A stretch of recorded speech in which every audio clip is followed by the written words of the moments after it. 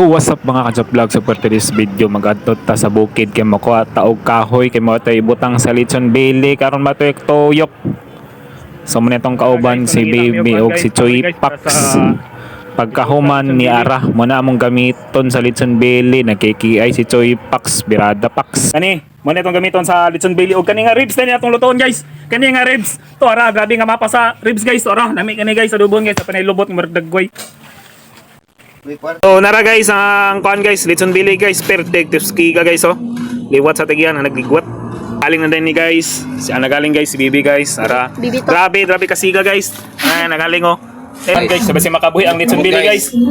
Na guys, takot kani nga lechon belly guys. Di mo may ani guys. Pagkalit nga hikot guys. Kani pang professional.